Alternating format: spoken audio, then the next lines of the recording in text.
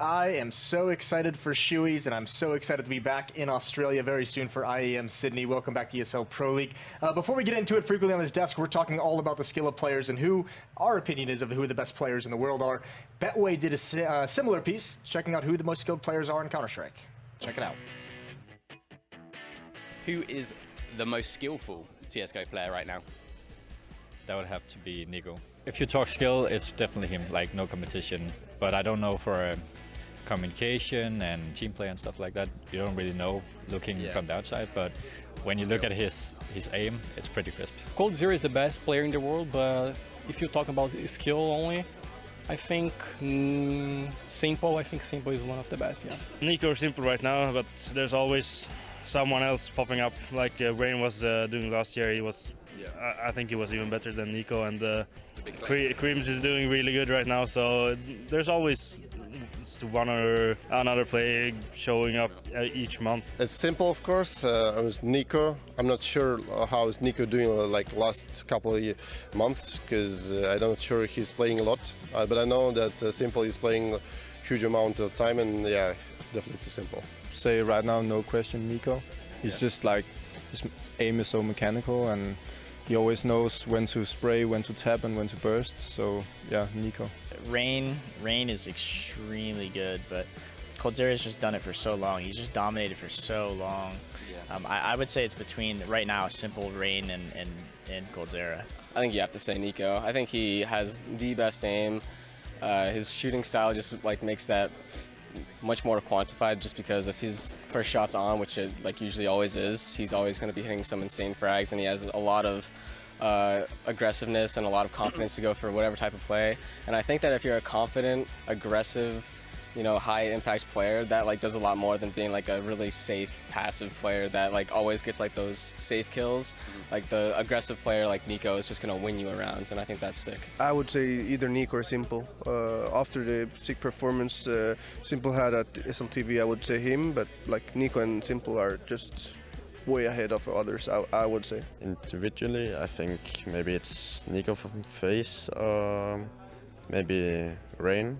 I think they are really good players. Can I say two players? Yes. Okay. The first, Get Right, because he teaches me a lot, and the second, Coldzera. It's Simple, for sure. I mean, you can say Nico, but just look at Simple, just like his statistics. I think statistics don't mean everything, but if you actually watch Simple play, his raw skill is immeasurable. Like, he's insane, and I think that he's just getting started probably, so it's kind of scary. Probably Nico, Coldzera, Simple, Rain. But if I had to choose one, probably Nico. Myself. Yeah. Yeah. We were waiting for someone to say their self, and finally someone has.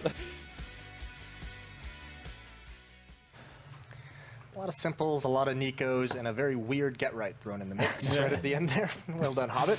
Welcome back to the Xfinity Analyst Desk. We're going to get on to the next match. It is going to be, we talked about roster changes a lot just before the break, and it is going to be Cloud9 taking on Dignitas, as you can see. So, a little bit... Excellent time to talk about roster changes, actually. Oh, that's actually a good point. Let's do it. Let's talk about some roster changes. I mean, there's what? It's A2Z, and the other one was... Roka. Has come over, and he was formerly playing with Splice earlier this season. Correct. So yeah, that means MCE has I guess departed the lineup, but yeah, obviously on the Cloud9 10 as well, we have FNS. Let's touch on that later, because we're going to start with Cloud9, obviously. We got into a bunch of conversation about FNS. You guys are huge fans, obviously. Really excited about this Cloud9 that we're going to see moving forward. I know you guys prepared something to talk about during the segment. The 3 reasons why FNS is not the solution that Cloud9 is looking for. Yeah, I mean, I feel there's a solution. There's a decent reason for why it's not going to work out the way he wants to be. First of all, skill. We talked a little bit about it. He's not skilled enough as an individual to be up there going into major championship finals. It's that simple, you know. The one thing that were driving Cloud9 back in the major days was the fact that they had 5 skilled players and everyone could hold up for themselves at all times. And without being disrespectful to FNS, he's many things, but a fragger is not one of them. So skill-wise, he's going to be a huge step down from a guy like Stu2K. They're basically taking out Stu2K, probably the most skilled NA player in raw talent, and bringing in FNS, a guy who can't even make a top 50 NA player in terms of skill. Does a lot of other stuff that's great for the teams, but in terms of just raw aim, skill, killing people, ain't going to happen. Second one is the playstyle. We talked a little bit about it. The way that FNS likes to drive everything in a very slow pace, just like I speak right now. It goes so slow every single time he plays. You saw with Complexity, you saw with the old CG lineup. It does work a lot of the times, but with less skilled players. Basically, he's working, and that's what he needs to get praise for. He's getting the best out of what he has to work with. Now, we got for the first time in his entire career, he got a squad where there's actually great players on it, and he can actually make that to work, So if he's going to drive this slow-paced style once again, that's going to be a problem. So I think the play style is going to clash a little bit, and for all we know, all the things that FNS can do is drive a team slow. Would you call him the MSL of North America, that he gets a lot out of the lesser skilled players, but when it comes to actually getting over the hump and winning the events, it's some kind of a struggle? I think MSL is way better. Yeah, no, I'd agree with that as well. Because he was, again, I think FNS is really good at making 6s play like 8s, but he's not able to make an 8 or a 9 play like a 10. Exactly. MSL has showcased in the past that he has been able to make, a guy like Magisk, a guy like Config, even AZ, if you want to go back to the Dignitas days, play like, you had a run where you were just absolutely one of the better players in Europe.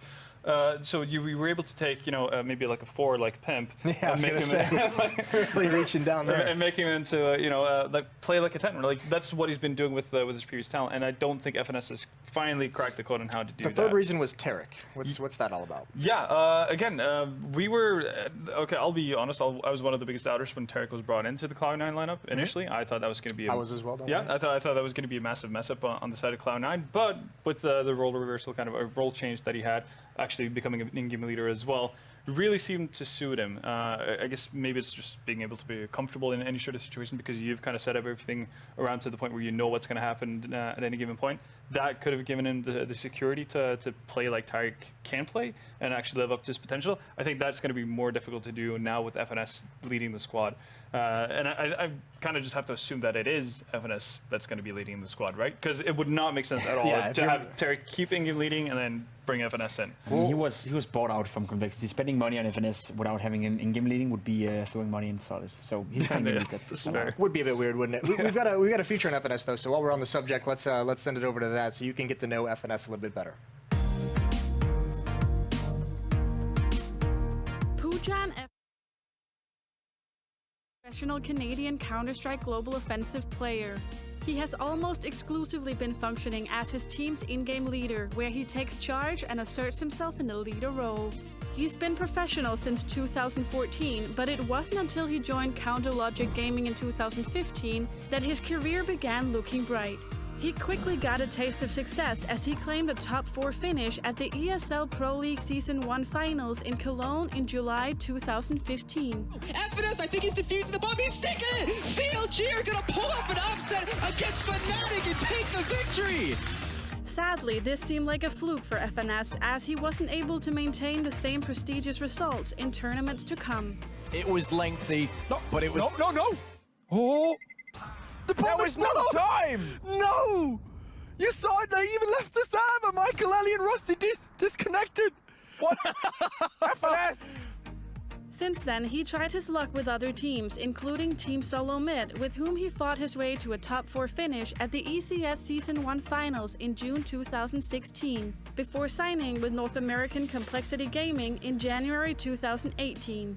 It was a short-lived affair with Complexity though, as FNS recently joined yet another North American team, Cloud9. He will undoubtedly be welcomed with open arms from his former teammates of Automatic and Tarek, as he will claim the in-game leading role. A role previously belonging to Tarek, who can now refocus on his own play and shooting heads in-game instead, while FNS will focus on the strategies. Daddy's back. Love the lounge music on display there for FNS, but we're going to move on to Team Dignitas, as we mentioned, alluded to some of the roster changes. This is a team that fought their way through Mountain Dew League, qualified through that process, going all the way up through it. We saw them in New York earlier this year, and surprised a lot by beating up the favorites to actually qualify was Rise Nation at the time, who have now split apart. But props to Dignitas. They've struggled in the Pro League, obviously, down at the bottom. They're winless still, and that's why we're seeing these roster changes come in. A2Z and Roka brought in from Splice to try and kind of bolster this team. Is it going to work? No. I mean, no. No. I want to say, no. but You're not allowed to say yes. We'll take this one then. No, again, like I think the one thing Dignitas kind of had going for them was the fact that they actually had some younger, fresher faces in that squad, obviously that could learn from the experience. Now they're getting into that dangerous territory where they're recycling old players that have already had a chance, already failed. And well, I mean, it's the truth. They've had multiple opportunities and never, grabbed onto any of them. So I think you would have been better off actually thinking long term and nurturing, players like Grim or players like Voltage and actually seeing where that takes them instead of just bringing in people who have barely scraped by in previous seasons. It is important to note as well, Dignitas played through the last season of MDL with like a player who's actually too young to play in Pro League. So even when they qualified, they knew they had to make a roster change immediately for their 5th, and he was their star player as well. So, give him a little bit of a... Yeah, no, it's, obviously it's not an easy doubt. situation. Yeah, no, it's not an easy situation, and obviously, next year maybe he's... No, people age, so he's going to be ready for... Is it surprising, though, this Dignitas team is going against Cloud9 that has this roster change? We've seen, SK kind of struggle with their own roster change. We've seen a lot of teams struggle as they bring new players in. Cloud9 seems to be just getting off to the right foot. I mean, they've beat SK just yesterday. They've beat NRG just earlier tonight. And this is a team that seems to be rolling with FNS coming in. I mean, yeah, but it's not a team that has been infected by FNS in that way yet. Like, FNS has a lot of work to do with the way he wants to play with Cloud9, so the way they're doing it right now is probably playing like they always have been doing, putting FNS in Stu 2K's roles, or at least most I think of them. that might be a little bit optimistic. FNS on the off, like in that sense, yeah, but Skadul still with them, obviously playing the op. So in that sense, they're not changing too much yet. So they're still going in their old footsteps, and they are playing well. Obviously, they have some big scouts. Winning against SK yesterday was fine, but there's also an SK we saw today not playing well. So don't know how much to read into that. Yeah. It's like we can't judge it too soon, and I feel especially with a team like Cloud9, that's one of them where I want to see which direction they're going. Is FNS going to be one of those more like loose callers? Is he going to do like MSL, for example, where he was a very strict one at one point, and then he wanted more freedom for the guys like Config, Magic Boy, and AC at some point, and they actually worked for them. Went on to win the Epic Center final in Russia, in Moscow at some point, and that was like due to the fact that he changed the way he called, he changed the way he wanted to style his team. Can FNS do the same thing? Does he have that depth as an in-game leader? That's what I doubt. But if he can do that, then maybe a chance for Cloud9 to actually come out on top of this whole roster chaos that is going on right now. Is there any chance for Dignitas? It is going to be Cash, I believe, is the first map that we're going to be seeing. I mean, that's a pretty open map, lends itself to some skill. Obviously, Cloud9's got exactly. So you kind of bring up the. But is there issue. anything like with someone like? Is there any hope? Anything, guys? Give me something. I was about to say if Scott hadn't actually been in that team right now, because I would have said well, Voltage maybe could do something with the off. That has been kind of one of the shining lights they've had in the previous matchups in Pro League. But Sky is still with Cloud9. Yeah. Apparently hasn't lost a step either. So yeah, no, I don't really see any win conditions for Dignitas. It's been that bad of a season for them really to start things off. I think the only thing you have to look at is how close they can get.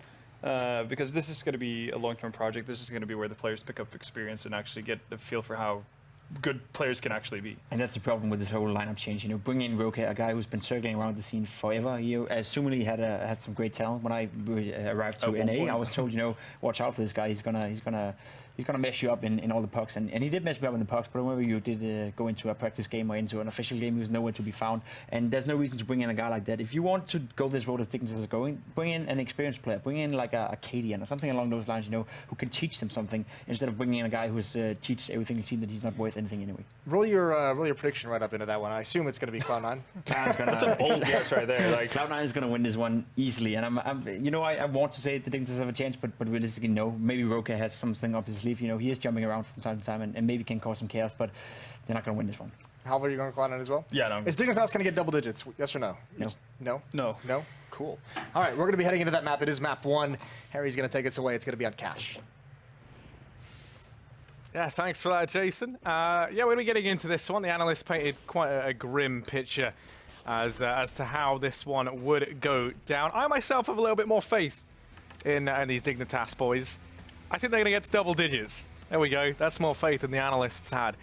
But I mean, it's the new look Cloud9, new look Team Dignitas as well for all you diehard Dignitas fans out there. This is, of course, the addition now with Roka. And I never know how to say the other dude's name. It's like A2Z. Do you guys want to give me some...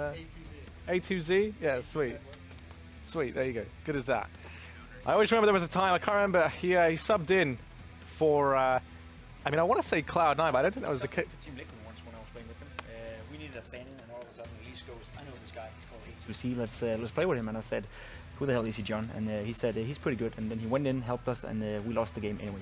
Oh, well, there we go. That's a nice little a story. real story of victory. They're probably the most emotional I've ever heard Pimp sound, or any Danish person sound for that matter. So we're going to be getting into this one. Pleasure to have you back here on the casting desk with me as well, Pimp, you know. Pleasure to be back and watching how they leave CT spawn. Now we see Dignitas and Volchit sitting up for a fast B execute, it looks like. At least they want to take some duels over here. And the FNS is being brought down to 14 HP already. Tarek going for all the duels. We've seen him done it before. That said, though, he's not finding any frags right here, right now. He still have control over the B area, and that's something. But Roke is trying to find him. Dignitas haven't really alerted to where they want to go yet. Seems like just a fairly decent setup for them. Yeah, they've slowed right down. You know, they showed a bit of presence over towards B early on, and since then it's been nothing. Now it's just Rush and Automatic. Keep an eye on mid. And Rush going to go peeking into it. He's got Automatic in the corner. Go for the bait and switch. I kind of like this setup. I mean, you could probably explain it better than I could, right? But you imagine that the whole goal there is to have everyone focusing on Rush, and then Automatic could just emerge in that little cubby and shut them down. Exactly, my friend. There we go. All my hours of watching CS have really paid off there with that nice little colourful statement. But here we go. They're pushing in. FNS has already been tagged down low. He's playing up front now. Tarek has to emerge and hold off the headshot angle. He's going to go down at the hands of Grim, no less. Rush goes peeking into this, and actually he's going to fall as well. Automatic's not long for this world, and now it's all Skadoodle. And he does not stand the test of time. Dignitas in with the pistol round, and that's a good start for them. That's a good start, and that's what we like to see. We want Dignitas to get off to this good start so we can actually have a game on our hands. Because you could fear in a scenario where we have such a big favorite in Cloud9, you know, if they get off to a good start on a map like Cash, everything gets rolling for them, we could have a very quick game on our hands. But if Dignitas can manage to win this NGK round, which sometimes is the problem for these underdog teams when they go up against the big dog, that'll be great for them. A 1-0 start, that's one more round than I expected them to have at this point in the game. So good start for Dignitas, and we'll see how Cloud9 is going to fare against this anti-eco. Automatic trying to find the first one. Rush up close with the CC, getting double naded. Well played by Dignitas right here. Seems like they have a plan of attacking this A bomb side. Yeah, and I'm going to change my prediction. I'm going to say it's going to go 1-1. You know, why not? Let's be bold. We can't be bold. Bold, I mean, I can't be bald. That's kind of Jason's staple. But here's A2Z. He's able to get himself one. Ooh, nice trade in from Tarek. Still alive and kicking, and actually, they have to be a little bit careful because Roke is one shot away from certain death. But Tarek's going to start to back away. Looks like he might just hold on to the scout. Dignitas going to be picking themselves up a second round. And yeah, I think the meme was, I think I remember casting this game, was he subbed in for A2Z, subbed in for like Cloud9 or some team. Maybe not Cloud9, but you know, you never know. And he got like one kill. He was just in the game for like one round and then left. And it meant that like he had the highest HLTV rating. Maybe that was actually for us. It might have been for Liquid actually, because I swear Elish was on the team. Yeah, then it was for us. I remember bringing A2C because somebody had some lag problems. And oh yeah, no, yeah, I think it was. Yeah, dude, that's a throwback. I just remember we lost the game, and you're right. He was the highest rated player by coming in and dying once. That was such a good meme.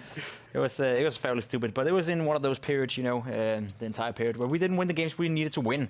Let's not talk about that, Harry. Let's talk about how Dignitas are currently leading 2-0 against Cloud9. I mean, early stages of the game, but great to see them converting the pistol round into a round win here. It is a fairly underrated fact when you watch Counter-Strike. Then when you win the first pistol round, you get the big guns. You're facing what is supposed to be the small guns and the CCs, the Deagles, but they're so strong in Counter-Strike, and it's at a level right now where a lot of people think they're too strong. So actually winning this follow-up round as the first NG round is worth a lot for Team Dignitas, because as you can see now on your screen, Cloud9 have nothing besides the scout that Tarek was saving to work with right now. They seems to go for another A hit right here, using the utility and the Molotov well to flush out the Cloud9 players from the side, and it seems like to be working right now. Cloud9 had nothing to do, and Volchit is trying to find the first strike, getting it right there. Roka charming in one as well in Rush, and Cloud9 falling like flies. And another easy round on the board for Team Dignitas, and that's exactly what they need, you know. Stay as many people alive as they can and win the round. That's basically the goal they had when they went out with it. Spending a lot of utility, spending a lot of Molotovs in terms of getting that side, but it's worth the investment of surviving 4 guys instead of maybe dying 2 or 3 guys, because they did Molotov a certain corner where Cloud9 player were hiding. So great to see Team Dignitas coming in with the mentality that we're going to play like a smart team. We're not going to act like we are currently without any wins in the Pro League. We're actually going to try our absolute best and see where it gets us. Yeah, and you know what? I mean, I actually quite like that they've brought Roker in. Not just because, you know, I know him and we get on, but also just because I do think he's a good player. And I think, you know, like, he's been around a while. And, you know, he never really found too much success, but he definitely has a lot of skill. And, you know, his kind of just sheer presence in this game for such a long time, you know, never quite reaching the top level, admittedly. But he's going to certainly have like a wealth of experience to bring to this team. And he's kind of not a stranger to playing on some of these more shaky rosters. And that's something I think you could definitely describe Dignitas as right now. I mean, I would agree with that sentiment. The problem for me is like, he has experience, but as you said, he never really made it work anywhere. As we see Voltage go out on the A side, trying to hunt down Rush, getting Skadul, caught in off guard, automatic, all alone on the bomb side now, going down to Voltage, and another round swinging in the way of Team Dignitas. Cloud9 are not looking solid right now. Now, it's very important for the Dignitas guys to stay alive. Mitch, you're not supposed to take that duel. There's no reason you're doing it. You get lucky, you survive, and you're actually going to nade Tarek to death, almost. Tarek all by himself. You look at the HP right now in the Dignitas, guys. 1 HP on Mitch, 6 HP on Grim, and 11 HP on Voltage. That was very close to be floating in the way of Cloud9, and we were talking about it. All of a sudden, round is over. Dignitas is up 4-0, and it's a very fast-paced game. Seems like Cloud9 are not ready for it. They're not expecting Dignitas could come out and swing this hard early in the game. No, not at all. And yeah, I think Dignitas, they're certainly looking rejuvenated in comparison to what we saw, because usually it was very, very slow, very, you know, lacking confidence. I think maybe, you know, being bottom of the board with literally like no wins, right, is it kind of relieves a lot of the pressure. You know, it's not like you know, suddenly they are just competing to not get relegated, and you know, even that looks far away. But now they kind of, you know, that they can just play for the experience at this point. So that element of pressure perhaps has been removed.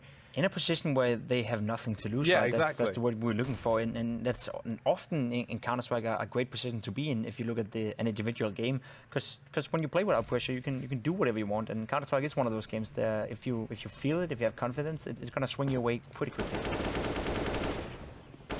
Well, let's see if this round can swing Dignitas' way once again. It's only pistols out for Cloud9. You imagine it does. So Voltage is already up on highway. This flank from Tarek's pretty good. It's allowed them to rotate 4 players into this A-bomb site. But there's Voltage to open up. This now gives up that there is a man in this highway position. It's a slaughter, and if 5 players survive, then that is a pretty good feat for Dignitas as they continue to build up money here. Yeah, another easy round for Team Dignitas. I like the fact that it went A every single round besides the pistol round, which they also won. And it seems like they just have a good idea of what they want to do now. Tarek finding Voltage, a little bit lucky right there, going down to Rokehead, doesn't really do anything. It's just a cosmetic kill in that scenario. Tarek maybe getting a little bit of confidence, seeing that his score is being boosted up to 4. We have 3 Cloud9 players right now with 0, 0, and 5. It's been some very dominant rounds for Team Dignitas that have been very fast, and as we see, they go A every single time. They have a clear plan of what they want to do when they go A. You can look at all the Molotovs and all the smokes and all the flashes flying in, set pieces. And as you said, you know, it's great to see they bring in that aspect of, well, you can play structured Counter-Strike, but you can do it fast, and that's what Dignitas is doing right now.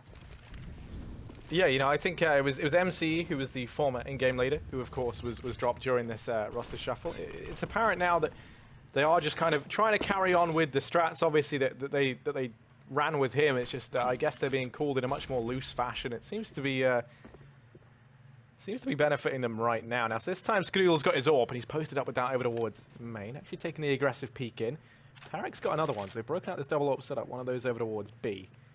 And it's a great way of shutting down, you know, a fast-paced team. You want to have that double AWP setup so you can instantly shut down one of the players from Team Dignitas. Because if there's one thing you don't want to do when you play fast Counter-Strike, that's going down to a first pick. Because that ruins the whole dynamic of the round, and it makes you second guess, you know, we need this flash, we need this Molotov, are we going to do this still? And there's going to be a lot of communication within the team, and they may miss that, you know, 5-10 second of window they need right there. Skadul picks up the first one. Now, going for the re-peek, I don't like that, Skadul.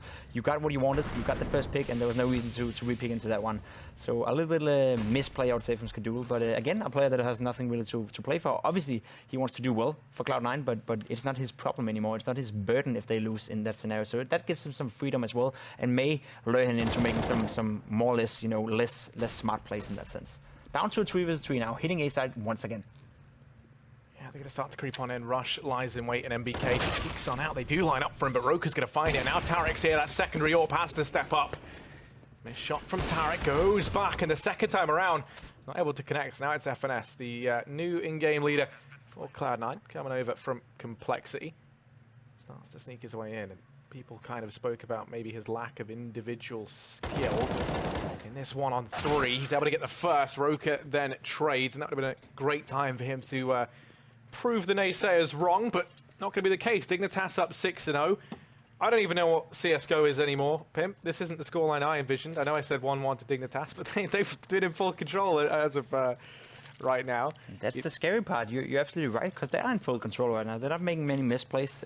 That said, though, Cloud9 are not hitting their shots. You just saw Tarek missing 2 up shot that he normally on a good day hits. When he's at the major, at least, he was hitting them all day. So Dignitas again, fast paced right towards B side. They know what they want to do right here. FNS is ready and waiting for him with a flash. It's going to be too fast for them. Tarek going down. FNS is being lured out. Roka all of a sudden picking up the AVP, and now Dignitas once again just brute force into a side, and the round is pretty much over within the first 20 seconds of the round. And it's getting to a point right now where it's going to be frustrating for Cloud9, because one thing is losing, one thing is being behind, but when you lose the round and you lose the entire game basically within the first 15 or 25 seconds of each round, you feel useless to some point. Whereas if they go B and you stand on A side and nothing really happens over here and the round is already lost, then you feel like, Jesus, what can I do? And then you go to the other side, you go B, and the A players are just thinking to themselves, like, we can't help you if you don't stay alive or if you don't do something to stop this fast-paced Dignitas. So if I were Cloud9 right now, I would take a timeout, I would talk about that, and I'll figure out a way to first of all, buy the utility you need in order to stop these rushes. You know, buy the smokes, buy the molotovs, and use them in the beginning of the round. Force Dignitas to play a much slower-paced Counter-Strike, and then see if they can go toe-to-toe with the late duels in that sense. If they just keep letting Dignitas play the way they want to do, we can see it right now on the scoreboard. They're winning, and they're feeling comfortable doing their game. You know, I'm just curious, what's your opinion then on them bringing in FNS and just like the difference in the structure that he'll look to bring? Because obviously Tarek was IGL for, you know, their run at the major and then the likes and kind of the build up to that. And obviously, you know, not coming from like an IGL background, you imagine it was a bit of a looser style of play. I even heard that Skadoodle kind of took charge at the major, and that was perhaps what led to their success in terms of where he was positioning himself. Whereas FNS is known to be quite like a slow pace, very like methodical IGL where everything's very thought out. Yeah, I definitely agree. Now we see Skadoodle showing off right here and getting 2 kills. That's great to see. Rush finally seems like Cloud9 is able to stop this fast pace from Team Dignitas, but to alert to a question, then I don't like it. He's not casted to a team like Cloud9. FNS, I have a lot of respect for him in a lot of ways, but in Cloud9 they need something like Tarek, especially on the CT side. That's going to be the biggest problem for them. T side, FNS is going to figure out a solution where he can bring in a lot of rounds to the team by doing some smart plays, making some nice threats, all that kind of stuff. You can always, and that's like something MSL is saying as well in North, you can always get 5 to 10 T rounds, no matter how bad your team is, because you can always find a way to exploit, you know, something in the game if you look hard enough for it. The hard part is the CT side. They lose so much skill. They lose the secondary AWP in Steel 2K as well, a very hybrid and very great secondary AWP. FNS cannot do that, so they lose so much on the CT side in that scenario, you know, whereas Cloud9's CT side was pretty much affected by the fact that they could all play all roles. They were so versatile, all of them. All of them could pick up an AWP. All of them could all of a sudden take over a new position and do well. FNS is one of those guys who simply just not have the mechanics and the skill to do that. So maybe not the T side is going to be Cloud9's problem, but definitely going into the CT side. I see them losing so much skill, losing Steel 2K compared to getting FNS. So even though he's a smart guy and knows how to play Counter-Strike and knows how to make a team work, they're going to lose too much in that sense. Yeah, FNS kind of maybe fitting into, like, if you were to put him into like an archetype, one of those older style of IGLs that maybe have fallen out of fashion a bit, where it's not like they're known for any sort of tremendous fragging power, but they bring a lot of like constant communication into the fray, which you know, they feel like they've maybe fallen out of fashion a little bit. I wouldn't say he's like anywhere near as bad as like a Pronax in that regard, where it's like you know, like really does struggle in the fragging department, but he definitely is kind of a step down from Stewie, right? But for Dignitas in this round, 3 players over towards middle. Where is Mitch boosted up? Looks like they're going to try and go for this. Now Skadoodle's here with the AWP, and there's also FNS up in the vents, but he's going to fall at the first hurdle. Grim's able to pick him up, no problem, and that's the man advantage secured for Dignitas. We know that Cloud9 have struggled whenever they do go a man down. And it looks like Dignitas are going to start to make their way over here towards B with the bomb. Tarek and it's Skadoodle to try and hold them down. This is a double AWP set up inside this site for the defense. I mean, it's not ideal as this utility will start to rain in. Automatic going to drop out Roka over on A. Now as the utility forces these AWPs into close angles, it is going to be tricky. They have to use them like shotguns, but Tarak and Skadoodle, it's a shooting gallery, and they manage to get it done. Clay Pigeons rain in, and they get blown up. As Voltage 1v4 has to save, there's no time left. So Cloud9 will manage to find that round, even though, you know, you have the two AWPs having to go above and beyond in that defense. Definitely, and more importantly, they're not only getting 2 rounds in a row, but they're actually managing to stay alive, 4 guys right here, in a position where we initially thought, you know, if those Molotovs are raining in, if the flashes were on point, then they wouldn't have survived that scenario. That said, though, Tarak and Skadoodle combining for 2 effects right there, and shutting down Team Dignitas for the first time in this game, and that's great to see now. Cloud9 finally putting on some pressure on Dignitas. They did what I said, they did what I suggested them to. You know, they used all the utility in the beginning and forced Team Dignitas to play very slow. Grim somehow still got the first pick, that was great, but when they had to go into the B-bomb side, they were ready for them. And once again, you know, great to see that the individuals for Cloud9 stepping up, and that's what's winning them the games, because that's what has to win them the games with these lineups. That's what has been their story so far in their careers. You know, Cloud9 is made to be this European, NA version of FaZe, in a sense, where you bring in the best NA players, you assemble them on one team, and you see what they can do together. And that's what Tarak made work so well with the Cloud9, especially at the E-League Major, of course. I'm having a hard time seeing how it's going to be the same thing with FNS. I just have. Well, as this take comes in, Skadoodle and Automatic try and hold it back. And Automatic and Rush, they're the two to try and hold it down. Rush, of course, the man to rotate in, and he's going to fall at the hands of Roka, the latest addition to this Dignitas roster. Now it's Tarak and FNS, the 2 men in question, actually, the 2 that we were just talking about, to try and retake this. And Voltage, well, he'll shut them down. Tarak, the only one left, 1 versus 3, not meant to be. AWP on his back, and he wants to try and save. And that is well played by Dignitas once again, and well played by Roka. You were one of the only few people, the only people I've heard so far, saying that Roka is going to be a good addition to the Team Dignitas lineup. I do agree with you in the sense that he's definitely a skilled enough player to be in Team Dignitas, and probably the most skilled player. But it's more like as a director of Dignitas, what ways do you want to go with this lineup? Do you want to like gamble on the young talents and give them some experience? Then, you know, bringing in a new guy like, not like Roka, but bringing in an experienced guy that is maybe not Roka would maybe be a great idea. A guy who's great at, you know, teaching from him and learning stuff. Roka seems like, to me, more of those individuals that basically a lot of talent. You see it on the screen right now, a phenomenal 3K right here, but a guy that is supposed to be a star in any team, not a guy that is supposed to teach the younger guys. You know, he's not that character. You know him as well. Yeah. So that's where I see the problem for them. That said, though, if you can put up 13 frags in 10 rounds against Cloud9, you're definitely deserving to be in a team. Yeah. I mean, no, I do definitely agree with you there. They could benefit from having someone who is more of that teacher figure. But it seems to be working for them right now. Grim's been able to open up onto Rush. I think the one thing with Roka joining this roster is, of course, he played within that Splice roster for a very long time, and it felt like maybe got a bit stale in that regard. Oh, Skadoodle, that was close. I mean, if he'd landed that, that's like a pee yourself a little bit moment. But Grim is going to just slip away. Luckily enough, he doesn't manage to get wall banged there. That would have been a spectacle. But what would have been a spectacle? Yeah, Tarak and FNS here to try and hold back the coming tide. See, Mit's almost catching FNS off guard. I'm not sure I like that move from FNS. He makes it work, though, with his aim, and that's great. Now in a position where he's going for the second frag, going down to 1 Grim, and it's once again a 3 versus 3 scenario. Tarak all by himself at this B bomb side. We'll see if he has the skill to bring it down. He's going to burn to death right here. Tarak is going down to 1 Grim again. And I mean, again, another round where Dignitas potentially can screw Cloud9 completely over. Now Skadoodle is getting an easy pick right there in Grim.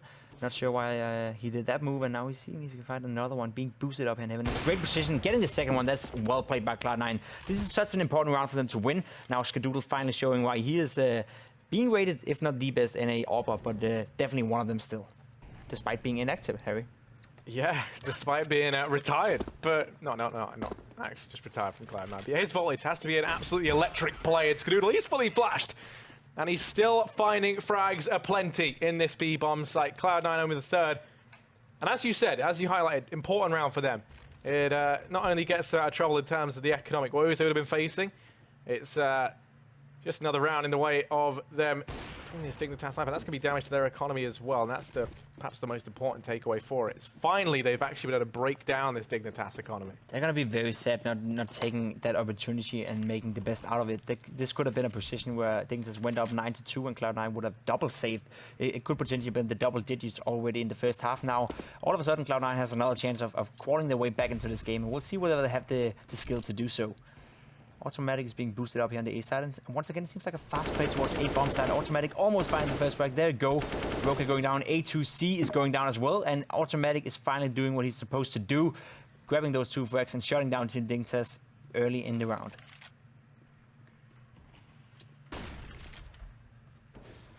Mitch is going to try doubling into towards CT here, but Skadoodle is there. Now Skadoodle's on form. FNS does go down inside of B though, and that's given them a foot in the door. From here, they can go ahead and get this bomb down. This time they have the Molotov for Heaven. That's going to deny the positioning of Skadoodle. Obviously, it was him who pulled that around back in the previous. It's Voltage and Grim, 2 of the highlight players of the Dignitas roster. And they have to step up. Voltage going to go down. Skadoodle's at CT and Grim back against the wall, fighting for his life. 1 versus 2 versus the major champions. This is no easy feat, but Grim, he lights up the first man. Now just Skadoodle left to find. He's up on top of the Warheads, and Skadoodle's got no idea. Fantastic play from Grim. Played that perfectly on his behalf. 4 massive kills, 17 and 7 right now. Top of the server. He locks in a 9th round for Dignitas, and he resets the economy of Cloud9. Super impressive play by Grim right there. Playing that 1 and 2 to picture perfect. Waiting for the one-on-one duel, taking it, winning it, and then totally outplaying Skadoodle in a scenario where he can't really do anything about it. Again, Team Dignitas, very impressive start to this game. 9-3 now with a huge chance of going up 10-3. Cloud9 opted to go for the force fire, and Roka is going to shut that down. Automatic getting the refrag though, but in a scenario where he knows where he is now and he's down to 39 HP, it's going to be a win for Roka in this sense. Well played by him and Harry. I mean, none of us expected Dignitas to come out swinging. None of us expected Dignitas to actually get to double digits, at least not me, Halvor, and Jason. But the way they've been playing right now, is like a team that is, as you said, you know, they have a clear plan and they have a clear idea of how they want to approach the game. And effectively, they're hitting their shots. They're getting the kills. And if you do that, you have a clear plan. You have players that are able to deliver the shots and deliver the kills. Then what's to stop Team Dignitas from all of a sudden make a great comeback in ESL Pro League and all of a sudden start to be a threat for all the teams in the league? Yeah, I mean, yeah, that's something that I think could very much ring true. And I'll probably expand on that just in a little bit. We can have a dialogue on it, but let's just wait and see how this goes. Nice entry found from Grim. He's been lighting up the server. He's going to keep going in. Finally, will be put to bed. An automatic, okay. 2 big kills from him, but he's out. I think he's out of bullets. Yeah, this is bad. This is the only CZ's shortcoming. The only one. He's got, 0. So here's the round of his left. He's going to get caught off guard. Mitch finds him. No problem. A 10th round for Dignitas. And yeah, I mean, what I was going to say is the reason why I think this works better than what we had before is they replaced MCE, and I can't remember the other guy, but kind of makes me a bit of an arse off the top of my head. But I do think, bringing in Roka and ATC has a lot of experience. He's played with a lot of the guys. He's very well known, and there's a few memes around him here and there, but who knows? I think he could maybe be someone who looks to try and help teach these players along with Roka. And I think just most importantly, you've really increased the firepower in this team, right? Oh no, this could go wrong. Never mind, they get a handle back on it. But yeah, I mean, now you've added in Roka, you kind of have Grim, Roka, and Voltage who can all, take that. That's disastrous. Sorry, the bomb going down there. Look at the bomb, yeah. Oh my gosh, Skadoodle is just stabbing people to death in the smoke. He's some sort of samurai. Now automatics come through, and now it's Voltage 1 versus 2. How has this round gone so wrong? Voltage back against the wall, fighting for his life. He has to try and get it done with just the CZ and the AWP. Now, thankfully, neither one of these players has armor, but that's a small consolation. They've grabbed some rifles off the ground. Rush is going to go in for it. Automatic chip down, but there's the double peak. And Cloud9, they still ran away. They had no business winning. And, I mean, it all comes off the back of that Skadoodle knife in through the smoke, really. They're going to be kicking themselves if this is going to be a very close game going into the second half. They now lost 2 rounds. They most definitely should have won. And Team Dignitas could be in a position where they were up 12-2. Instead, they're facing a 10-4. Still a great half, especially on the T side cash. But it's all about these extra rounds, you know, that could be vital in the end game in a game like against Cloud9. There's no doubt Cloud9 has the abilities to make a great comeback and actually be a big threat for the Dignitas guys when they turn over to the T side. But the fact that they're not able to convert all the rounds they should be converting is going to be a problem for Dignitas should this be a close game. Showing a little bit of that inexperience that we talked about, showing a little bit of that, I mean, less what do you say, like less experienced play and less experienced way of approaching the game. A big round to lose and totally unnecessary. Yeah, in this one, they've walked into the wrath of these M4s. Tarek, Automatic, and Rush farm up 5 frags between them.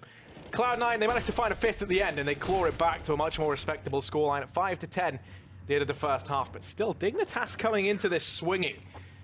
And they are looking good. There's no denying it. The addition of Roka, I think, has helped decrease the firepower, but it's been a standout performance actually from Voltage and Grim that's really set this one apart.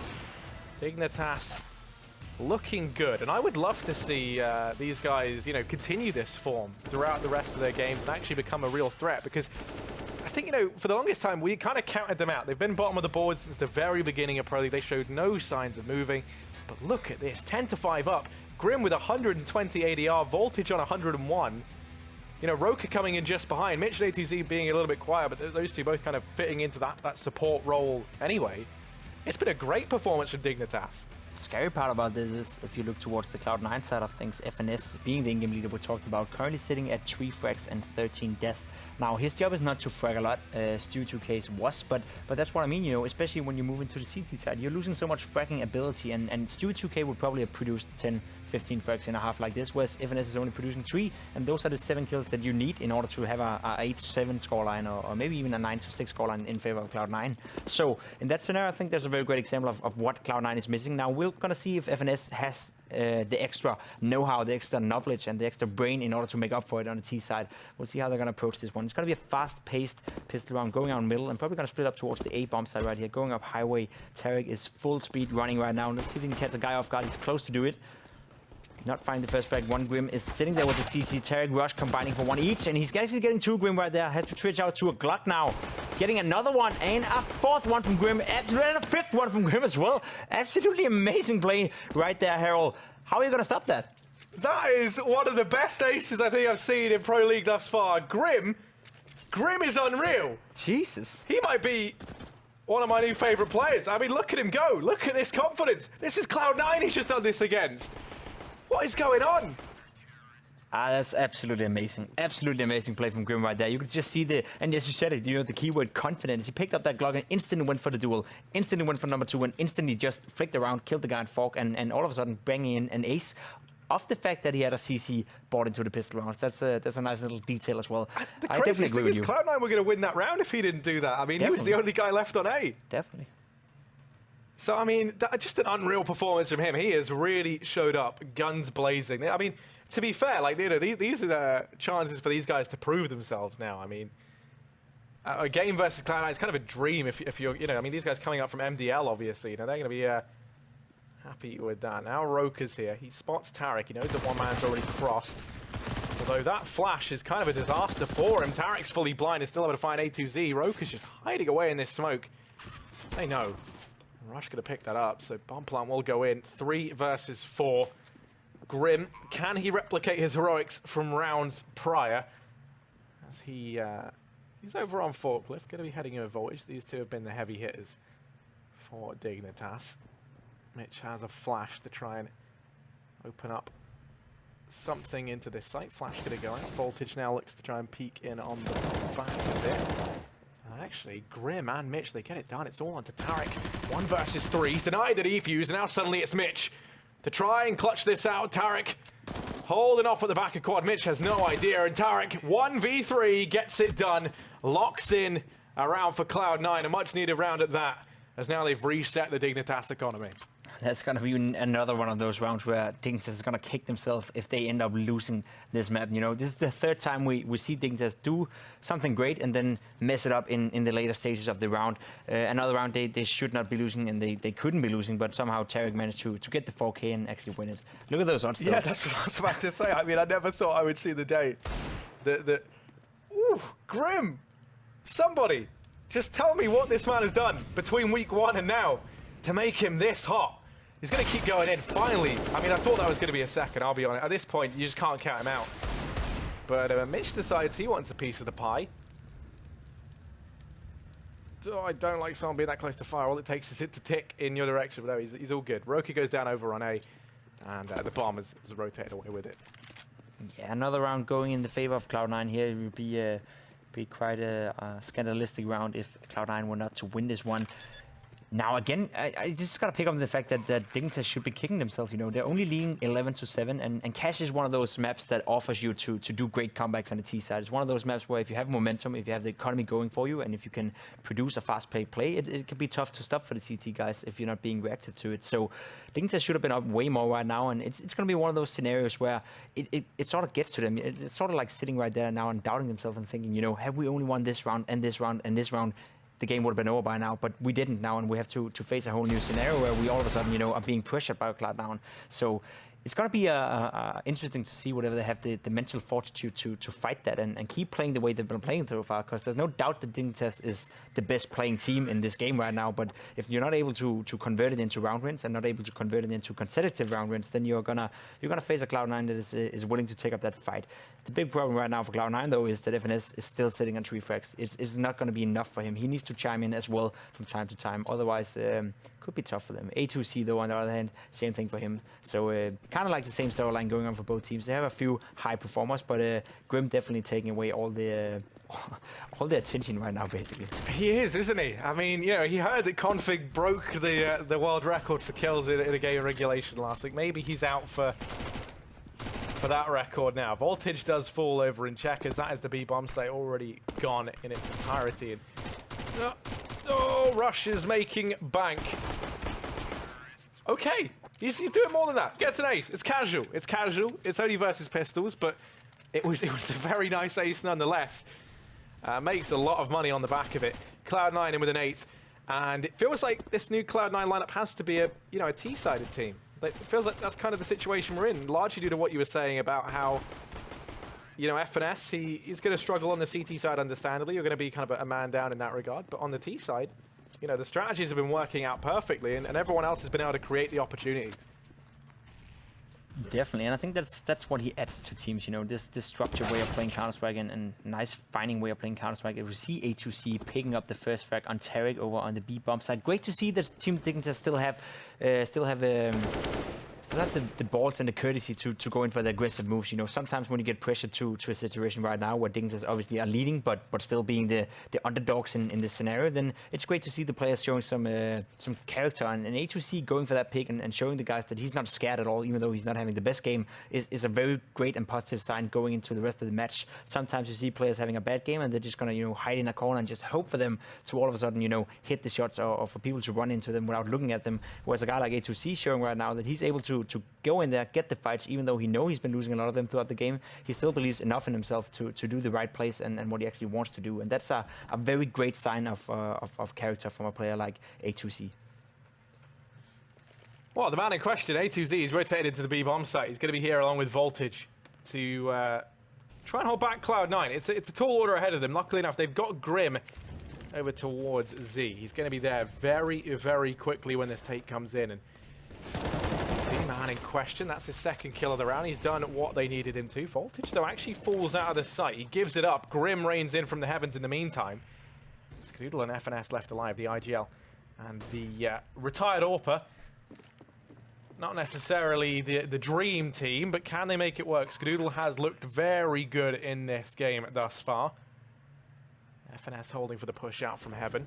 Skadoodle going to fall at the hands of Roka, and now it's FNS. He has to have the brains and the brawn here.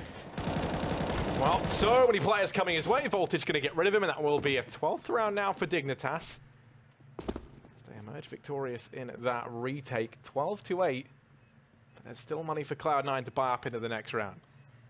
Yeah, it's still a decent amount of money on the side of Cloud9, but Dignitas is picking up yet another round, and it's getting into the stage of the game where every round is basically worth everything for both teams in this scenario. Dignitas is putting himself on 12th, still having a decent bank behind him after this buy, so that's definitely the positives going in for them. I said that too soon. They're buying up all the nades, all the utility. Obviously, they were down on that, so the bank is actually not there for Team Dignitas. So it could be one of those scenarios where if Cloud9 wins this one, we have a new game on our hands that is completely even and actually starts to favor Cloud9 a little bit. So very, very, very important round for Team Dignitas to perform in right now. Rokick going down a little bit in health by those nades is not going to be too big of a problem, but you can see how aggressive they want to play. They want to take this A control, and they're going for it. That's a nice transfer from Roka. Now, there is a man over here in Squeaky. Here's the door open, though. In the meantime, nice crossfire over mid. Don't even see it coming to fruition there because Grim just wins the duel flat out. Now, they've lost Roka up on A. And this has actually opened the site up. Do Dignitas rotate players in? They're going to have to. But it looks like they're going to go for the flank round. They've boosted up Grim. He's going to be hot on their heels. He's going to be arriving there very, very quickly. And if he went into main right now, he would catch the bomb unawares. But, you know, obviously lacking the X-ray. Would not allow that play to come through. Nice shot from Skadoodle. Going to get rid of his AWPing counterpart on Dignitas. Voltage goes down. Bomb plant looking to come through, but they don't expect Grim, who's in Squeaky. He could deny this. That's rushed down. It's all on Skadoodle, but a quick shot out, and Grim has been dealt with. 1v1. Skadoodle versus Mitch. Bomb timer ticking down, and this is a pivotal moment for Cloud9. If they pick this up, as you said, they're back into this, but a missed shot is all it takes for Mitch to lock this round in. Dignitas going to go up 13-8. Just like that, their lead looks to be solidified. Very close to go the wrong way for Team Dignitas right there. I like the little detail by Voltage, as we saw Grim being boosted up in middle. He went straight to middle and Molotov the bomb side, so he bought some more time for Grim to come over that flank, and that's basically the reason why he was catching them both off guard, because Skadoodle had to wait for the Molotov to distinguish before he could go in and plant the bomb. So a nice little detail right there, and seems like they are communicating and having that extra team play factor as well, and actually know how to do these small like little details. Fun when you see it actually work out and have a huge impact in the round. In another round where Dignitas have to be very careful of how they play. They don't have too much utility. They are down on money. There are nothing left in the bank besides Mitch sitting with 2,200. But Cloud9, it's about time. If they don't win this one, they're going to be low on the money as well, and it's going to be 14-8, and that will be sort of like almost a GG in that scenario, Harry. Yeah, no, this is single-handedly the most important round for Cloud9. In my opinion, right? Because, you know, a loss here means just force buying till the end of the game or playing for the overtime. I think Cloud9 could probably even justify going for that play. I mean, you know, you imagine they believe in their ability to win that many rounds in a row. Even if the game hasn't dictated they could do that thus far. But, yeah, this round is critical for them. They're going to try and take control of mid. They get it for free. This time Dignitas go very, very lax on the mid control. They go ahead and rotate A2Z and Grim off. Cloud9, we haven't really seen him with this much of a foothold early on. So I'm curious to see how Dignitas play on the back of it. Uh-oh, this is bad for Voltage. I mean, his life expectancy's not very long. Rush comes in and just smites him down. And yeah, I think save call going to come in here for Dignitas. That seems like the right call to make. Definitely. Admittedly, you know, any kill they can get is pretty valuable, but hold on to the rifles, then they can get a buy on the next if they save 3, but yeah. Not gonna be good enough right here for Team Dignitas. They are maybe able to survive 2 guys, but it's gonna put them in a situation where the bank is being blown out of the water, and they will have to double eco most likely, which means that we're gonna see a few pistol rounds now coming out of Dignitas. In a perfect world for Cloud9, they're going to bring them back to 11 rounds in total. And as said, you know, Cash is one of those games where the T side and the CT side are fairly even. So being on 13-10 or 13-11 is still a fairly close score. So by no means is this game over. By no means does this game have a huge favorite. It is still favored towards Team Dignitas. They had the 5-round lead right now, about to be 4. But in general and you know, consensus, then Dignitas is a team that should be very worried about Cloud9 now, especially now going down to Tarek. It seems like they're getting the confidence all of a sudden. It seems like they're getting the feel for the game, and despite FNS not fracking at all, he still seems to be making the right calls. timeout coming in here from Team Dignitas. I like that move, you know, get the nerves down, because you could see it a little bit. Voltage being caught off guard at that round as well with the AVP. He was indecisive, and either he should just went for the duel or go back to the side and hide, but he didn't do anything. Was caught in the middle and ended up dying. So getting a timeout down here for Team Dignitas and talking things through, you know, figuring out what is it we need to do, what is it we need to be aware of, how can we stop it, go all those talking points and figure out a solution is definitely a great call to do at such a vital moment in the game. They are going to go into an eco round now, so it doesn't really matter whether they win or lose the next round, but the following round is going to be very important for them to set the tone for the rest of the game.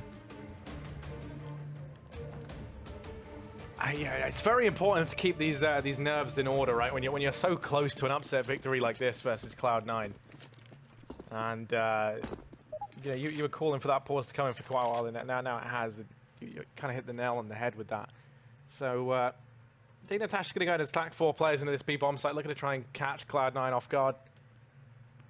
God, if you walked in and this is what you saw, how do you react to this? Just, you know, who wins the? Just 4 USP boys or, you know, the major champions? Let's see. I think the Flash would win in this scenario. 1 Flash, and those guys are going to look like a bunch of chickens. No, you see, that's why you got Grim playing the anti-Flash, you know, just one... Ooh, he's gone back. Talk too soon. A nice little creative setup, you know, and especially in a round where you only have USPs, you can be creative. You can do whatever you want to do. Great to see some things that you're actually committing to having a full eco in that scenario, and all they want to do is just get a few kills of Cloud9, you know, make them able not to spin out of control in terms of the money. Now, if we take a look at the scoreboard right there, Grim sitting with 30 frags in total, 30 frags, and that's only at a scoreline that says 13-9. He could potentially be going for a 40 bomb if he keeps on in this pace. Yeah, he definitely could. In this round though, Cloud9 want to try and keep things clean. And while Roka's here, they're just going to imagine it's the B stack. Maybe he could actually catch 1 or 2 players off guard, but that's a nice shot from Skadoodle to not go down. And Dignitas will just save. Well, I say save, just hide. Because they're not on about keeping anything in the next round. They just want to make sure the money that's stuffed into their fleshy bodies isn't retrieved by Cloud9. Kind of weird when you think about that. Yeah, that's actually how the game works. You get money for kill people. Yeah, I always wondered. You always wanted that? Is that like, you know, they're like little money pinatas? I guess there's professionals out there who has that job for a living, so you should be careful about that, though. Yeah, no, there is. There is, sure. There are hitmen. Those are a thing. But, I don't know. I was trying to think of like a funny, creative way of linking it back in, and I just can't. You know who right now looks like he could be a hitman? Grib, because he is just racking up a body count. 30-16. As you said, if he continues in this form, he could definitely pick up a 40 bomb. What was the record set by Config? It was like 47 or 46? Yeah, 46. And this is where we see Dignitas, you know, showing their inexperience. You could see Mitch instantly buying an AVP, whereas the rest of the Dignitas guys were approaching a non-buy scenario. They were buying up small armors and were about to buy pistols, but all of a sudden, Mitch buys into the AVP and the rest of the team has to follow up. This was what I would say a very bad call. There was no reason to force up a round. No utility, 3 FAMASs and only 1 AVP. Why not wait another round and get all the utility, all the nades, and get the M-Force instead of just having the FAMASs? A little bit inexperienced by Dignitas and a little bit rushed. You know, they're not in a scenario where they are about to lose the game at all. They still have plenty of rounds to work with. So give yourself the best possible opportunity to win the rounds is definitely a step in the right direction. Now, forcing up with FAMASs is not going to be beneficial for them, unless Mitch, you know, is just going to hold down by himself. Not saying it's lost, just saying there was a bigger possibility of winning the round had they had all the utility that they actually need to do that. Yeah, no, definitely. But so that's a nice shot found early on by Roka. Man advantage picked up for Dignitas. We've seen them usually do very, very well in these sorts of scenarios. Grim's rotated in. You kind of have 2 of your powerhouses over in that B bomb site, though. But then there's a 3-man stack here for Dignitas over on A. And Rush peeking on in. There's a man boosted up. That's Voltage. They are trying to die on him. He's able to open up. Goes for the second damage done. Finally, Rush swoops in to save the day. Mitch going to get caught off guard, trying to check mid. He's able to reposition. He has this crossfire set up with A2Z. And they lock in that round, 14-10. Dignitas, they get it done on the back of this force. And now they move into the double up setup. Voltage going to be picking up the other one, you'd imagine. And I'll give you some insider knowledge from my friends over at Splice. Is Roka used to occasionally ask if he could pick up the AWP, but you know, in a team where you have Exotic and Semphis, kind of 2 AWPers already, he never really kind of got to show his AWPing prowess. And I heard that he was quite adamant towards the end of his time there to give it a go, and was never given that chance. So it's kind of nice to see him now moving into this Dignitas roster. He's got that freedom, right? Yeah, definitely. I mean, that's how it is with some players. They start to think themselves, you know, that I can do this better maybe, or that's what I need to do to redefine myself. And if you're not allowed to, then obviously it's going to be frustrating. So a nice little piece of insight right there. Actually did not know about it, but we've seen it thus far. You know, Team Dignitas and Roka in particular are able to be very impactful with pretty much all weapons he had in his hand. Now, Dignitas took another tactical timeout right here, and I like that a lot. They know this is a key round. If they lose this one, they're going to go into another eco scenario, whereas if they win this one, they're going to bring themselves on match points and actually securing the first points in the entire league for them. So only one way around from doing better than they've been doing the last 8 games is Dignitas right now. The way they approach this is going to be aggressive towards this B bomb side. Roka going down straight away to Skadoodle, and that's the B bomb side out of control. Only Grim here in the vents area to defend it, and he's not going to find anything from this position. And that will just be an instant save. It can be done that easily in cash, you know. And now it's very important for Dignitas they managed to survive these 4 guys, and so does Cloud9 know, even though their money is not absolute great, they still need to go out for the hunt here and try to get some of those guns out of the Dignitas hands, because they could be very dangerous going into the next round. Yeah, I think for Cloud9, you really only send 2 players hunting, right, in my eyes. You don't want to commit, this isn't a kind of situation where you can commit the whole team to it. Yeah, I agree. Because they want to still make money. But anything they can take out the hands of Dignitas is massive. Well, the one thing, sending FNS to be the guy on the hunt, I'm not sure if that's like the #1 play to make in this scenario. Given that I think right now, I think he's bottom of the board for Cloud9 with 5 kills, but he's actually able to find that onto Mitch. So he does manage to win that duel. Good stuff from him. Takes away a rifle from Dignitas. And the question is now, do we see them eco, or do they force around what they've got? They could drop 2 Famouses over. It wouldn't be that bad. What would your call be in this scenario? You've got a 3-round buffer. You can go for, well, I mean, there you go. But what would you have done, Pip? Do you agree with this? Or? Yeah, I probably would have, considering they did it once, you know, where it worked. They had 3 FAMASs and AVP, and they made it work. So they got to believe in it once again. Obviously, it's just, like, that's the decision, you know, that's going to lure them into doing this. And I do believe initially it's a bad decision. But when you've done it once and you made it work, then obviously the right decision would be to try it again, because you showed already once, you know, it is working. But from an analytical point of view, and just by using your brain, I would say, you know, calm down, just take it chill, and make sure that you put yourself in a position where you have everything you need in order to win the round. You know, all utility, all the weapons that you feel comfortable with, because you are the underdog. The Cloud9 players are better than you, pound for pound, and normally player for player. So you got to give yourself your best options and your best possibilities to actually claim that round win. And it's only 2 away from securing map point and match point in that scenario. So getting very close right now. 14-11 Cloud9. Getting some mid control right here. Not sure whether they want to go with it. It seems like it's going to be one of those A-hits. Tarek going in, getting down Grim. Not been able to have an impact the last few rounds. Now Roka is up to defend this bomb side all by himself. Skadoodle bringing him down. And all of a sudden we see things just fall apart for the first time in this game. It seems to be Cloud9 in control. It's going to be 14-12 now. And Voltage and Mitch can only try to save these weapons. It's not going to work probably. But the problem for them in this scenario is the fact that the money is out of the bank. It's only Voltage who has something to bank up on, and it's not going to be enough for Dignitas. They have to save maybe even twice, and all of a sudden this will be a 14-14 game, Harry. And that's where these rounds we talked about before comes back to haunt Dignitas. The Antigua round they lost. There was some other round, where Skadoodle knifing a guy and all of a sudden winning a full USP round. You know, had they just won those rounds, this game would have been over by now. And you know, it's going to hunt them. It's going to be very frustrating for them to sit here right now in this scenario where it is 14-12. And think about it, you know, it requires a lot of mental strength for you to forget about the past in that scenario, forget about what just happened. But it's very, it's easy to sit there and think, you know, we could have won this by now. It could have been over by now. But here we are, and we actually may be about to lose it. They go for the force, Pimp. That's not something I saw coming, I'll be honest with you. They force spot into this round, which now means if they lose, it's going to go 13-14, and they've got no money. Then they have to eco, so that's likely 14-14 before they get their next buy. So they're playing this pretty fast and loose over on the Dignitas side, really relying on one of these 3 players with the rifles to make a play. Voltage on the AWP down in mid.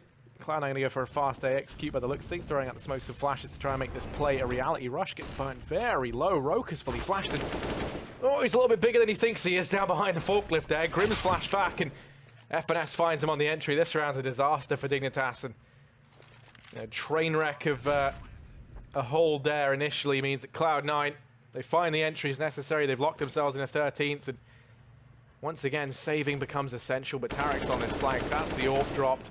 A2Z going to go down as well. It's just Mitch, 1v4.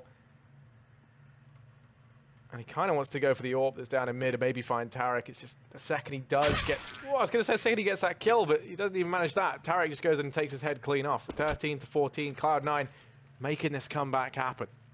They're making the comeback happen. The big difference right now for Dignitas is the fact that Grim is having no impact whatsoever. He had a hell of a game up to 30 frags, but he was that 5 rounds ago as well. So he hadn't been able to do anything the last 4 or 5 rounds, and he needs to be stepping up once again if Dignitas need to crawl over the finish line right here. 14-13, Cloud9 in full control for the first time in this game. Seems like FNS is finally getting this team under his wing, you know. And as we talked about, you know, the CT side, he's gonna lag. He's not gonna put up as many frags as Stu2K. But if he can add up for that value going into the T side and actually form this team into something great, then it might be worth the sacrifice in that scenario. So great to see him finally getting these guys to work together. Automatic FNS getting 2 fairly easy kills. It is an NG round. It's not so exciting to sit here and talk about what's happening. What's exciting to be talking about is the fact that next round is going to be 14-14. Both teams have all the utility they need in order to perform. We're going to have like a head-to-head duel, Harry. When it takes it all. Yeah, no, that is that's kind of the big story in this next round, especially for Dignitas though, is it is do or die time. 14-14. All the decisions they made in terms of the force buys, in terms of rounds that slip through their fingers, it all culminates into this. Pause called in. It's going to come in from Cloud9, so they want to try and make sure that they're all on the same page heading into this round. And Cloud9, they fought so hard to pull it back to this scoreline. They're still in with a chance of winning it out in regulation. For Dignitas, they have a bite. And you know, for them, it was quite a big lead. This is would have been a very big upset victory, although it looks like it could elude them. And because, you know, the economic decisions that have been made, if they lose this, they will be force buying into the next round. They've stuck everything they've got into it. Double up set up in play. Roka and Voltage picking those up. Decent bit of utility on the back of this. Voltage playing the B. I was going to say, yeah, the B anchor all on his lonesome. Now has Mitch to join him. Cloud9 setting up early on over towards this B bomb site. Gonna be a very important round for Dignitas right here. It will be a huge disappointment if they get so close to take down a huge scalp of beating Cloud9 and then fall short in the later stages of the game. Now Voltage is being pushed out of this checkers area, has to fall back, take some damage doing so, but staying alive is the most important thing for him. Now double setup here on the B bomb side. Cloud9 putting on some pressure. They're playing slow. They're playing FNS type of Counter-Strike right now, you know, taking over map control, using the utility, push out the guys, and then all of a sudden, you know, get a feel for where is it we want to hit later on in the round. And it's great to see that it directly translates into the way that Cloud9 is playing right now. Seems like they're opting to go for a boost right here. Rush is being set up in the door as well, so it could allure into some sort of A split, and that'll be all up to Roka. With the AVP, you talked about it, he wanted to play with it in Splice, he weren't allowed to. Let's see if he has what it takes to clinch this ever so importantly round for Team Dignitas. They're going to start to play for mid, making their way, and Roka's going to try and take this duel with Rush, but as he backs away from main, they've all pushed in. The flash going to go through. Falls back onto forklift, and Roka's been struggling at this position, so he has to try and get into a better one, but he gets caught off guard from mid. Tarek finds it, and now A2Z pressures on. Players closing in from all sides. Tarek doubles down, and it's Grim. The man who's been top of the board hasn't had a kill in quite some time. Hanging over at truck. It looks like they're thinking about maybe going for the save. They flashed Grim in, but he doesn't peek, and yeah, Dignitas, they're playing for overtime. They're going to try and hold the AWP with the 2 rifles into this next round at Cloud9. They are not going to let them get away easily. They start to close on in. All 3 players for Dignitas here in CT spawn. This is going to be a bloodbath. What way does this go? Tarek baits, FNS able to open up. Tries to get himself a second. All the players here for Dignitas, and any kills that Cloud9 can find is just massive at this point. Cloud9 going to be reaching match point 15-14 after a 10-5 half in favor of Dignitas. It's been a monstrous comeback from Cloud9. It absolutely has. Now Grim finally finding 2 frags, but 2 frags he can't use for anything. Now the money is not great, and the money is out of the way for Team Dignitas. It's going to be one of those rounds where they have to get by with what they can get. 3 M4s, an SMG, and it'll be a second SMG, I believe. A CC even from Voltage. Actually able to buy 4 M4s. That's pretty decent. I didn't think they would have that amount of money. They were able to survive 2 guys who could drop 1, so that's great for them. And setting themselves up decently for another round right here. Skadoodle almost able to catch off the guy in middle right there. Not quite able to do it. And it's going to be a double boost scenario right here where they could potentially catch off Skadoodle. Nope, he's going to hit it. Grim goes down. And Cloud9 putting themselves in a favorable position now here in the ever so crucial round. Team Dignitas, they need to win this one in order to drag it into overtime. Cloud9 wins it, the game is over, and Dignitas would be kicking themselves for all the rounds they have lost throughout this game where they actually should have won. They have been playing the best Counter-Strike we've seen this season, and if that's not going to be enough to win a game, then it's going to look rough for them for the rest of the season as well. Well, there's Mitch up in Vents. He hasn't been having a game of his life. Now will be the time to step up. 1 kill. Wants to try and get a bit more automatics down there. Rush down in mid, tag to 7 HP, but sadly it's not enough. Voltage, he's going to get toppled as well inside of the site. A2Z and Roka left. The 2 new additions to this Dignitas roster, and this is 1 tall order ahead of them. Bomb plant goes in. 4 players up for Cloud9. The pressure somewhat easing off here. The end is in sight. That Molotov forces A2Z back. Time's already ticked down very low. They have got 2 Molotovs at least. This is going to be such a tricky retake, though, especially when you consider A2Z has been not having the game of his life. He flashes in for Roka. Smoke starts to fade. Roka's found the first and a second. A2Z going to answer back with 1. Now it's a 1v1, and things get very interesting here. Skadoodle's in the back of the site. A2Z takes a little bit too long, though. Picks himself up the M4, taps on the bomb. There's no time. Skadoodle just peeks on into it. And Cloud9, they will be able to win this map out 16-14. They get it done. A 10-5 half originally in favor of Dignitas, but Cloud9 prevail in the end. It was the T side that provided that solace to them. Yeah, and it's gonna, we talked a little bit about it. It's gonna hurt Dignitas a lot. They had plenty of options to close out this game, plenty of options to win it big time even. 13-8, you see it, you know, even before that they had a few anti-equal losses as well. Some rounds where they should have won it. Roka having a big impact in the beginning, cooling down a little bit. Grim, same for him, you know, having a big impact in the first 20 rounds of the game, but then cooling off as well. So Dignitas, it's gonna be tough. Yeah, that's it though for map number 1. There's still a second map yet to come. We'll be back with the analysts after a break.